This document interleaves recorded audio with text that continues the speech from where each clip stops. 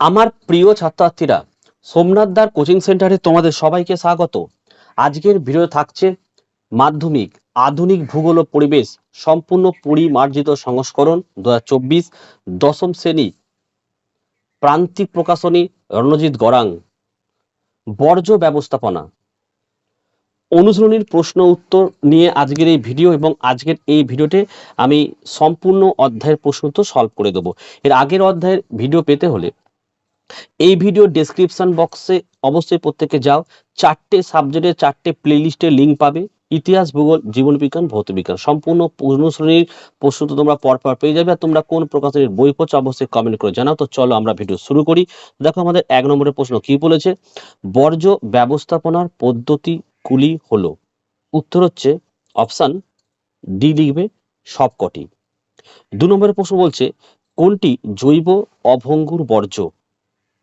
উত্তর লিখবে এ প্লাস্টিক। 3 নম্বরের প্রশ্ন মানব শরীরে দূষিত জল থেকে সৃষ্টি হয়।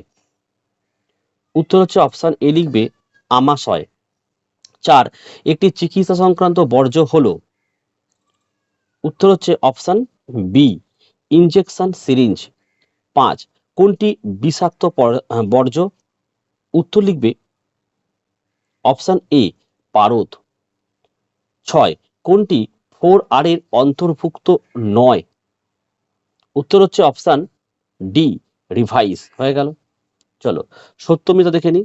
1 প্রশ্ন কি বলেছে, পুনর্নবীকরণের মাধ্যমে পুরনো খবরের কাগজ থেকে কাগজ তৈরি সম্ভব। এটি রাইট অ্যান্সার। 2 ভরাটকরণ প্রক্রিয়ায় আবর্জনা থেকে হিউমাস তৈরি করা হয়। 2টাও রাইট অ্যান্সার। 3 দূষিত বাতাসকে স্ক্রাবারের সাহায্যে পরিশ্রুত করা হয়। এটিও কিন্তু আমাদের রাইট অ্যান্সার। 4 প্রশ্ন অ্যাসবেস্টোসিস এক ধরনের বর্জ্য শোধন পদ্ধতি। এটি হচ্ছে ভুল অ্যান্সার। 5 পারদ একটি বিষাক্ত বর্জ্যের উদাহরণ। এটি কিন্তু রাইট অ্যান্সার। ঠিক আছে, এবারে আমরা উপযুক্ত শব্দ বসে শূন্যস্থান পূরণ করে নেব। 1 কাগজ একটি ড্যাশ ধরনের বর্জ্য। কি লিখবে এটা, গৃহস্থালী বর্জ্য। 2 বৈদ্যুতিন বর্জ্যকে সংক্ষেপে ড্যাশ বর্জ্য বলে। উত্তর লিখবে ই বর্জ্য বলে। 3 সেলুলোজ ড্যাশ শিল্প থেকে নির্গত বর্জ্য। এটা কি লিখবে, কাগজ। উত্তর হবে কি কাগজ থেকে, কাগজ শিল্প থেকে। 4 জাপানে পারদ ঘটিত রোগটির নাম হলো মিনামাটা। 5 প্রশ্ন WHO এর পুরো কথা কি। উত্তর লিখবে ওয়ার্ল্ড হেলথ অর্গানাইজেশন। এছাড়া আমাদের 1 নম্বরের প্রশ্ন কি বলেছে, প্লাস্টিক কোন ধরনের বর্জ্য। উত্তর লিখবে জৈব অভঙ্গুর বর্জ্য। হলো। 2 একটি তেজস্ক্রিয় বর্জ্যের নাম লেখো। কি লিখবে, পারদ। 3 প্রশ্ন গঙ্গা নদী প্রবাহের কোন অংশে দূষণ সর্বাধিক। উত্তর লিখবে নিম্ন প্রবাহে। 4 প্রশ্ন WHO পুরো কথা কি। একটু আগে আমরা করেছি ওয়ার্ল্ড হেলথ অর্গানাইজেশন। 5 প্রশ্ন দেখো ক্যাডমিয়াম ধাতু গঠিত রোগটির নাম কি। তো এটার উত্তর লিখবে তোমরা ইটাই। 6 গঙ্গা নদী প্রবাহের কোন অংশে দূষণ সর্বাধিক। লিখবে নিম্ন প্রবাহে। হয়ে গেল আমাদের। কোশ্চেন মান 2 1 প্রশ্ন কম্পোস্টিং বলতে কি বোঝো। এটির উত্তর আমরা 72 পেজে দেখে নেব।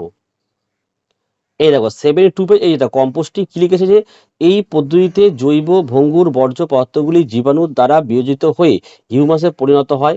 গৃহস্থালী ও কৃষি জৈব ভঙ্গুর বর্জ্য এই পদ্ধতিতে পরিবর্তিত হয়। এটি দুটি পদ্ধতিতে ঘটে। এক, যেখানে বায়ুর উপস্থিতিতে জীবাণু জৈব পদার্থের বিশ্লেষণ ঘটায়, তা হলো সবাত কম্পোস্টিং।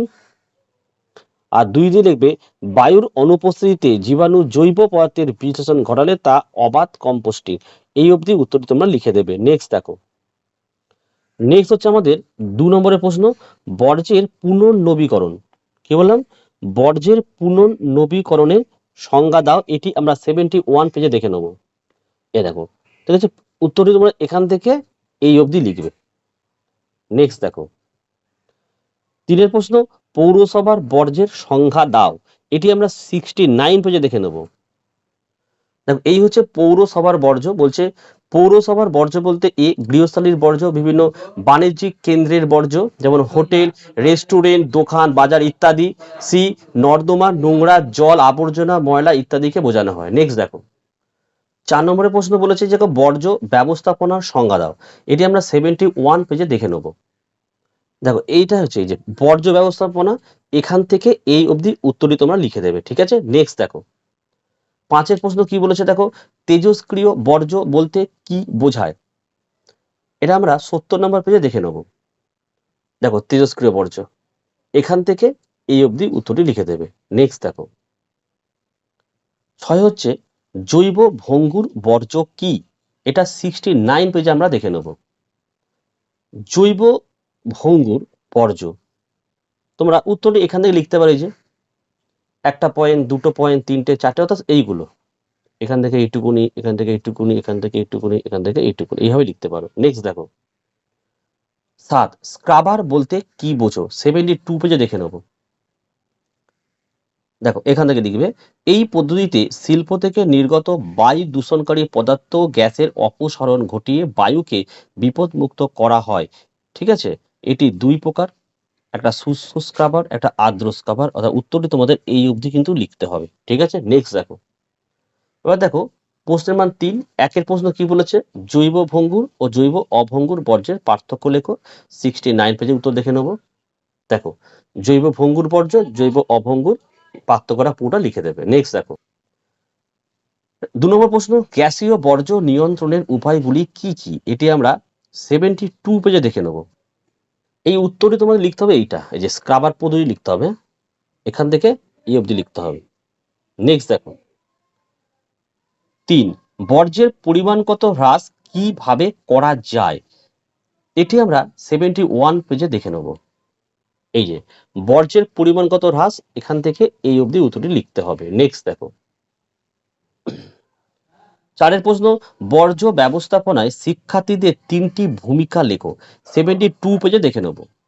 দেখো এখান থেকে লিখবে বর্জ্য ব্যবস্থাপনায় শিক্ষার্থীদের ভূমিকা, এখান থেকে শুরু হচ্ছে, নেক্সট পেজে চলে আসো, এই অবধি উত্তরই লিখে দেবে।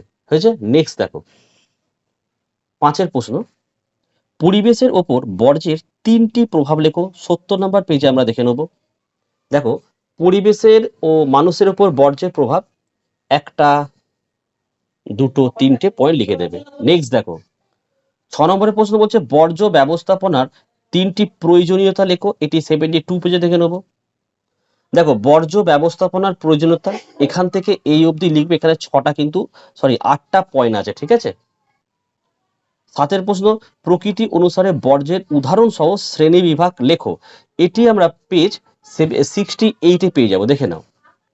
এখান থেকে লিখবে, দেখো বর্জ্য পদার্থের উৎস, তার শ্রেণী বিভাগ হচ্ছে 1 গৃহস্থলী বর্জ্য, পুরো লিখবে। শিল্প বর্জ্য পুরো লিখছো। নেক্সট পেজে চলে আসো, কৃষি বর্জ্য পুরোটা লিখবে। পৌরসভার বর্জ্য পুরো লিখবে। চিকিৎসা সংক্রান্ত বর্জ্য পুরোটা লিখছো। আর জৈব বর্জ্য, এই অবধি উত্তরটি কিন্তু লিখতে হবে। নেক্সট দেখো, নেক্সট হচ্ছে আমাদের 8 উদাহরণ সহ বিষাক্ত ও বিষহীন বর্জ্য বলতে কি বোঝায় লেখো। উত্তরটি তোমরা পেজ 67 এখান থেকে শুরু হবে। পরে পেজে চলে আসো, দেখো এই অবধি লিখবে।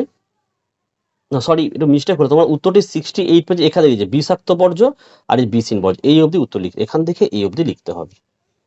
ঠিক আছে, দেখো এই ছিল আজকের ভিডিও। তোমরা যদি মাধ্যমিকে ভালো রেজাল্ট করতে চাও, তোমরা সোমনাথদার কোচিং সেন্টার থেকে প্রতিটি সাবজেক্টের স্বল্প মূল্যে কিন্তু নোট নিতে পারো নিচের হোয়াটসঅ্যাপে যোগাযোগ করে। ভিডিওগুলো ভালো লাগলে একটি লাইক করো এবং চ্যানেলে নতুন হলে চ্যানেলটিকে অবশ্যই সাবস্ক্রাইব করো এবং পাশে থাকা বেল আইকন প্রেস করে অল নোটিফিকেশনটাকে অবশ্যই অন করে দিও। তাহলে আজকের ভিডিওটি আমি এখানে শেষ করছি। তোমরা প্রত্যেকে ভালো থেকো এবং সুস্থ থেকো।